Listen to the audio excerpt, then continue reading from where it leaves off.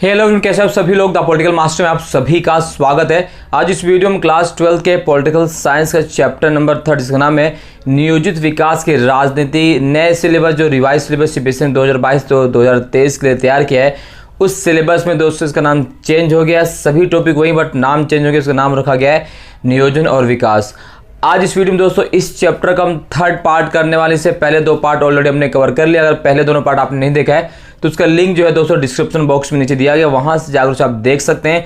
सो बात करते हैं आज के इंपॉर्टेंट टॉपिक की। दोस्तों जैसे आप सभी को पता है कि यहाँ पे मैंने सभी वो इंपॉर्टेंट टॉपिक दोस्तों लिख दिए हैं जो आज हमें बात करनी है और जहाँ से आपके बोर्ड एग्जाम में क्वेश्चन पूछे जाने वाले, सिर्फ बोर्ड एग्जाम में नहीं CUET एग्जाम के लिए बेहद महत्वपूर्ण। तो एंड तक जरूर देखिए इस वीडियो को। वीडियो पसंद है लाइक शेयर कमेंट करना बिल्कुल ना भूलें। और चैनल पर अगर आप नए हैं और चैनल को अभी तक सब्सक्राइब नहीं किया है तो चैनल को जरूर सब्सक्राइब कर लीजिएगा। दोस्तों बात करते हैं आज के हमारे इंपॉर्टेंट टॉपिक के बारे में। बात करते हैं आज दोस्तों सबसे पहले हम वामपंथ और दक्षिणपंथ यानी राइट विंग या left wing. But right wing और लेफ्ट विंग को जानने से पहले हमें जानना बेहद जरूरी है कि स्वतंत्रता के समक्ष जो चुनौतियां हमारे सामने मौजूद थी वो बहुत बड़ी चुनौतियां थी। और उन चुनौतियों में सबसे बड़ी जो चुनौती दोस्तों वो थी विकास की। और विकास सिर्फ विकास नहीं था दोस्तों, हमें एक सहभागी विकास की आवश्यकता थी, एक सर्वांगीण विकास की आवश्यकता थी। क्योंकि जिन परिस्थितियों में हमारा देश आज़ाद हुआ था, अगर हम एक चीज़ को मानकर विकास करते थे दूसरा खेमा जो है नाराज हो सकता था और ऐसे में हमारी यूनिटी भी समाप्त हो सकती थी। तो इस चीज़ को लेकर हम पहले से ही दोस्तों तैयार थे कि नहीं, हम किसी एक वर्ग पर फोकस नहीं करेंगे, हम सभी वर्गों को साथ लेकर विकास की बागडोर को आगे बढ़ाएंगे। ऐसे में जिस चीज़ को लेकर सभी लोग जो है सहमत होते हैं वो थी नियोजित विकास की। और नियोजित विकास को लेकर ही दोस्तों हमने योजना आयोग की स्थापना करी। आप सभी को मैंने पिछले पार्ट में इसको बता दिया था कि योजना आयोग क्या है और उस समय में हमारे देश में कौन कौन सी चीज़ें थी, कौन कौन सी विचारधारा थी जो विकास की चीज़ों को अलग अलग नज़रिए से देख रहे थे कि भाई हमें इस पर पहले फोकस करना चाहिए, नहीं पहले हमें इस पर फोकस करना चाहिए। तो उसी चीज़ में तो सबसे पहले आता है दोस्तों वो होता है, हम बात करेंगे राइट विंग या लेफ्ट विंग यानी वामपंथी। तो वामपंथी की बात करें दोस्तों, वामपंथ भी एक राजनीतिक विचारधारा है। वामपंथ इनका मानना है कि भाई देश में जो नीतियाँ बनाया जाए, जो नीतियाँ बनाया जाए, वो नीतियाँ जो है मजदूर वर्ग गरीब वर्ग के लिए अच्छी तरह से बनाया जाए। क्योंकि ये वो वर्ग है जो विकास के दौर में बहुत पीछे छूट गया है और विकास तभी माना जाएगा जब आखिर व्यक्ति तक विकास पहुंचे। ये किसका मानना है? वामपंथी का कहना है कि भाई ये एक ऐसी विचारधारा है जो गरीब लोगों के भले की काम बात करते हैं और गरीबों को राहत पहुंचाने वाली नीतियों का समर्थन करते हैं।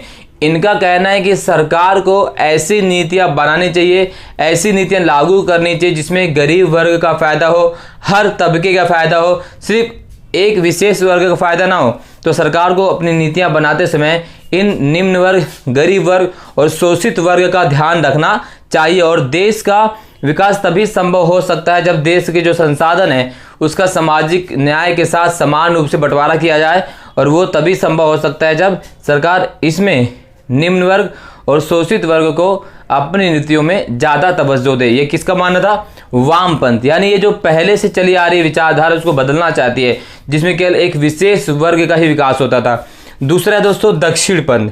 दक्षिणपंथ दोस्तों ये कहते हैं कि नहीं, आपको किसी विशेष वर्ग के लिए विशेष नियम नहीं बनाना है, आपको खुली प्रतिस्पर्धा करनी है और जिसकी काबिलियत होगी वो उस प्रतिस्पर्धा में कंपटीशन में आएगा और जीत कर अपने विकास को लेकर जाएगा। ठीक है, ये इनका मानना है किसका? दक्षिण पंथ का।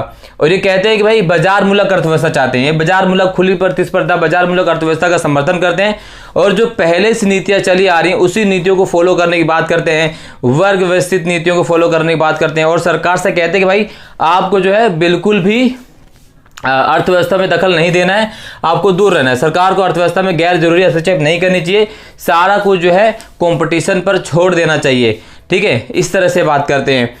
तो ये था वामपंथ और दक्षिणपंथ। आई होप आप वामपंथ और दक्षिणपंथ समझ चुके होंगे। एक शब्द में अगर हम बात करें तो वामपंथ जो है निम्न वर्ग और गरीब लोगों और शोषित वर्ग पर ज़्यादा ध्यान नहीं बात करता है, जबकि दक्षिणपंथ जो कहता है नहीं, सरकार को ऐसी कोई नीति नहीं बनानी चाहिए किसी स्पेशल वर्ग के लिए, सभी को समान रूप से कंपटीशन की भावना पैदा करो और सभी को मुक्त बाजार अर्थव्यवस्था में आने के लिए बोलो। तो ये दक्षिणपंथ है। दूसरा, चलिए अब हमें ये जानना है कि जब भारत आज़ाद हुआ था उस समय आधुनिक विश्व में कौन कौन सी विचारधाराएं मौजूद थी जिसको लेकर विकास किया जा सकता था। तो दोस्तों आप सभी को पता, मैंने पहले ही बताया था कि विश्व में 2 विकास के मॉडल विश्व में उपलब्ध थे। एक विकास का मॉडल उदारवादी पूंजीवाद कहलाया, जिसका प्रेरणा, जिसका अगुआ अमेरिका था और अमेरिका से संबंधित सभी पश्चिमी यूरोपीय देश थे। और दूसरी जो विकास के मॉडल था उसे हमने कहा समाजवादी मॉडल, जिसका प्रेरणा सोवियत संघ था और पूर्वी यूरोप के देश थे। तो पूंजीवाद मॉडल, समाजवाद मॉडल, हमारे पास 2 विकल्प थे। लेकिन अगर हम बात करें भारत में अधिकतर नेता जो समाजवाद से ज़्यादा प्रभावित थे, चाहे वो सीपीआई की बात करें, चाहे अगर हम बात करें भारत के स्वयं के प्रधानमंत्री पंडित जवाहरलाल नेहरू, तो लेकिन हमने ना तो पूंजीवाद को अपनाया ना ही साम्यवाद को अपनाया, समाजवाद को अपनाया। हमने इन दोनों से कुछ चीज़ें लेकर हमने एक नई अर्थव्यवस्था, एक नए मॉडल को अपनाया, एक नई अर्थव्यवस्था को अपनाया जिसका नाम रखा गया मिश्रित अर्थव्यवस्था। तो भारत की जो अर्थव्यवस्था का मॉडल, विकास का मॉडल है, वो ना तो पूंजीवाद है ना ही समाजवाद है, वो क्या है, मिश्रित मॉडल है, मिश्रित अर्थव्यवस्था है। तो इस तरह से हमने क्या अपनाया, मिश्रित अर्थव्यवस्था का मॉडल अपनाया। अब हम बात कर लेते हैं दोस्तों जो है पूंजीवादी मॉडल क्या होता है। पूंजीवादी मॉडल में क्या होता है कि सभी वस्तुओं का उत्पादन निजी क्षेत्र द्वारा और सरकार का जो हस्तक्षेप इसमें ना के बराबर हो। यानी इनका कहना है कि सभी जो वस्तुएं हैं वो उसका उत्पादन कौन करेगा, निजी क्षेत्र करेगा, सरकार जो है उसमें हस्तक्षेप ना के बराबर होना चाहिए। समाजवादी मॉडल कहते हैं कि सभी वस्तुओं का उत्पादन सरकार के द्वारा हो और सभी कंपनियां सरकार के अधीन हो और सरकार जो है हर चीज़ों का बंटवारा करे समान रूप से। ये समाजवादी मॉडल और पूंजीवादी मॉडल। बट भारत ने दोनों का मिश्रित रूप ले लिया। हमने कुछ चीज़ों को जो है बड़े बड़े उद्योगों को सरकार के हवाले किया, सरकार के पास रहा, कुछ उद्योगों को अपने निजी हाथों को भी दे दिया। यानी हमने मिश्रित अर्थव्यवस्था को अपनाया और इसी मिश्रित अर्थव्यवस्था के मॉडल को अपनाकर हमने अपना विकास शुरू किया। ठीक है, और आज हम यहाँ तक पहुँचे हैं। चलिए ठीक है, अब जब हम विकास की बात कर रहे थे तो विकास में ना बहुत सारी चीज़ें सहमति पर आधारित थी और बहुत सारी चीज़ें असहमति पर आधारित थी। कुछ लोग किसी चीज़ से सहमत थे विकास के तरीके से, कुछ लोग असहमत थे। तो सहमति के क्या पक्ष थे, असहमति के क्या पक्ष थे, वो भी हम जान लेते हैं जो क्वेश्चन पूछा जाता है। तो सहमति के क्षेत्र क्या था, भारत के विकास का अर्थ आर्थिक वृद्धि तथा सामाजिक न्याय होना चाहिए। जो इस विकास विचारधारा सहमत, उनका मानना था कि भाई जो भारत के विकास का अर्थ क्या होना चाहिए, आर्थिक वृद्धि और सामाजिक न्याय भी होना चाहिए। सामाजिक न्याय का मतलब कहते हैं कि जो आर्थिक रूप से लोग मजबूत हो, जो बंटवारा हो ना वो सामाजिक न्याय के आधार पर बंटवारा हो। ऐसा ना हो कि अमीर और अमीर हो जाए, गरीब और गरीब हो जाए। इस विचारधारा पर आधारित नहीं होना चाहिए। ठीक है, विकास के मुद्दों को केवल व्यापारियों या उद्योगपतियों और किसानों पर नहीं छोड़ना चाहिए। जो विकास है, जो डेवलपमेंट का नजरिया है, वो केवल उद्योगपति, व्यापारी या किसान के ऊपर ना छोड़ा जाए। सरकार को भी कुछ ऐसी नीतियां, ऐसी योजनाएं बनानी चाहिए जिसके माध्यम से विकास किया जा सके और सरकार जो है दबे कुचले लोगों या निम्न वर्ग लोगों या शोषित वर्ग लोगों के लिए जो है कुछ अच्छी नीतियां बनाएं जिससे उनका विकास हो सके। असहमति के क्या क्षेत्र थे, असहमति के 2 क्षेत्र थे। एक था कृषि बनाम उद्योग और दूसरा था निजी बनाम सार्वजनिक। कुछ लोग कहते थे या कुछ लोगों को मानना था कि सरकार को पहले कृषि का विकास करना चाहिए, क्योंकि आज़ादी के बाद जिस चीज़ पर सबसे ज़्यादा फोकस करने की आवश्यकता थी वो था खेती, क्योंकि अधिकतर आवश्यकताएं जो है वो खाद्यान्न से जुड़ी हुई थी और उस समय भारत की अधिकतर जनसंख्या खेती से जुड़कर अपने जो है कह सकते हैं कि आय कमा रही थी। तो कुछ वर्ग जो है खेती पर फोकस करना चाहता था, कुछ वर्ग का मानना नहीं, खेती के विकास बाद में किया जा सकता है, सबसे पहले उद्योगों का विकास होना चाहिए। जब उद्योग का विकास होगा तो बाहर से निवेश आएगा, लोगों को रोजगार मिलेगा। तो इस तरह से लोग अपने अपने विचारों में बटे हुए थे। ठीक है, एक हमारे पास स्थिति ये भी थी कि निजी बनाम सार्वजनिक। कुछ लोगों को मानना था, कुछ विचारों को मानना भाई नहीं, सरकार को जो है सब कुछ जो है निजी क्षेत्र को दे देना चाहिए और निजी क्षेत्र ही जो आवंटित करेगा, जिसके पास ज़्यादा धन होगा वो उद्योगों को अपने लाभ पहुंचाएगा। और कुछ लोग मानना नहीं, सरकार को जो है सभी चीज़ें जो है सार्वजनिक कर देनी चाहिए और सरकार को सभी चीज़ें अपने हाथ में लेकर खुद आवंटन करना चाहिए।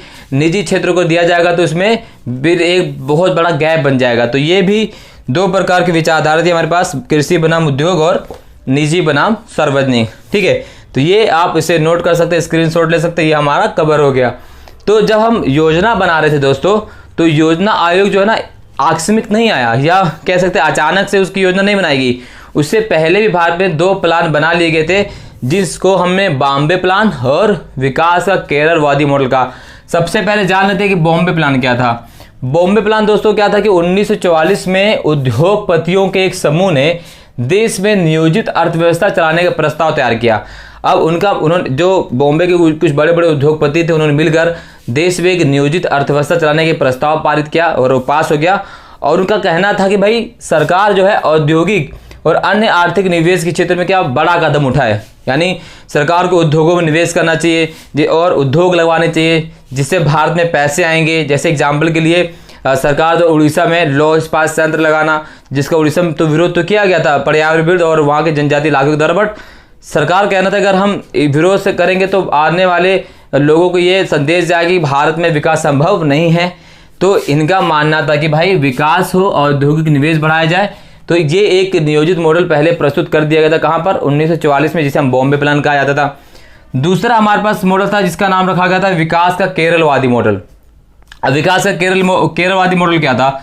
इसमें विकास और नियोजन के लिए अपनाए गए मॉडल में शिक्षा शामिल थी, स्वास्थ्य शामिल था, भूमि सुधार, खाद्य वितरण और गरीबी उन्मूलन पर जोर दिया गया। इनका कहना था कि भाई सरकार को पहले इन सभी चीज़ों पर फोकस कर विकास करना चाहिए। अगर इन सभी चीज़ों पर हमने महारत हासिल कर ली, इन पर हम पकड़ बनाकर इसको हमने समाप्त कर दिया, गरीबी को समाप्त कर दिया, स्वास्थ्य को अच्छा कर दिया, शिक्षा को बढ़ावा दे दिया, तो विकास करने में आसानी होगी। तो ये केरल का जो है केरलवादी मॉडल था दोस्तों, ठीक है। तो ये था केरल का विकास मॉडल। इसके अलावा दोस्तों दो लोग बहुत महत्वपूर्ण थे। जेसी कुमारप्पा, ये गांधीवादी नेता थे। इनका मानना, इन्होंने विकास की एक वैकल्पिक योजना प्रस्तुत की जिसमें ग्रामीण औद्योगिकरण पर जोर दिया। इनका मानना है भाई जो उद्योग की शुरुआत हो गांवों से, क्योंकि भारत की अधिकांश जनसंख्या कहाँ निवास करती थी? गांव के अंदर निवास करती थी। अगर उनको विकास गांव के अंदर ही मिल जाएगा तो उनका प्लान भी बंद हो जाएगा और शहरों में ज़्यादा भीड़ भाड़ भी नहीं होगी, तो गांव और शहर दोनों के विकास संभव हो सकेगा। ये माना था जेसी कुमारप्पा। और उन्होंने अपनी पुस्तक में बात की, उनकी पुस्तक का नाम क्या था? Economy of permanence. क्या थी? इकोनॉमी ऑफ परमानेंस, ठीक है। इसी प्रकार से चौधरी चरण सिंह जी थे। चौधरी चरण सिंह जी का मानना था कि भारत में कृषि को केंद्र में रखकर, यानी कृषि पर ज़्यादा फोकस करना चाहिए, कृषि के विकास करना चाहिए, और ये सारी चीज़ें हमारे सामने जो काम हो रही थी। तो अब जब हम, इन्होंने कहा कि भाई पहले हमारे सामने समस्या थी कि भाई पहले किस चीज़ को पूरा किया जाए। जब हम पंचवर्षीय योजना की बात करेंगे दोस्तों तो हम इसमें देखेंगे कि पहली पंचवर्षीय योजना में किस प्रकार से कृषि पर फोकस किया गया, दूसरी पंचवर्षीय योजना में किस प्रकार से उद्योग पर फोकस किया गया, वो सारे हम बात करेंगे। इसी प्रकार से दोस्तों 1960 आ जाता है। तो 1960 का जो दशक था बहुत खतरनाक दशक था। इस दशक में अगर हम बात करें तो खाद्यान्न की सबसे बड़ी समस्या खड़ी हो गई थी। 1962 में भारत चाइना युद्ध हो जाता है। 1965 में भारत पाकिस्तान युद्ध हो जाता है। तो ये, और 1964 में देखेंगे तो पंडित जवाहरलाल नेहरू की भी मृत्यु हो जाती है। तो ऐसे में एक बहुत खराब दशक था 1960 का दशक। अकाल पड़ गया था, ठीक है। युद्ध की वजह से खाद्यान्न में आपूर्ति बिल्कुल बंद हो गई थी, हमें अनाज को आयात करना पड़ा था। तो ऐसे में हमारे सामने समस्या थी कि किस प्रकार से खाद्यान्न को बढ़ाया जाए, और खाद्यान्न को बढ़ावा देने के लिए भारत में हरित क्रांति की शुरुआत की गई थी 1960 के दशक में। तो हरित क्रांति क्या है, उसके सकारात्मक प्रभाव क्या है, उसके नकारात्मक प्रभाव क्या रहे, क्या हरित क्रांति सफल रही, वो सारी चीज़ें दोस्तों हम नेक्स्ट जो है पार्ट में करने वाले हैं। इसके साथ साथ दोस्तों हम वर्गीज कुरियन, पीसी महालनोबिस और इम्पोर्टेंट टॉपिक हम करेंगे, और तमाम जो कृषि क्रांति हुई थी उस दौरान उन सभी पर बात करने वाले हैं नेक्स्ट वीडियो में। इस वीडियो में बस इतना ही दोस्तों। वीडियो अच्छी लगे तो लाइक शेयर कमेंट जरूर कीजिएगा। चैनल पर नए तो चैनल को जरूर सब्सक्राइब कर लीजिएगा, बेल आइकन को प्रेस कर लीजिए। बहुत बहुत धन्यवाद दोस्तों। जय हिंद।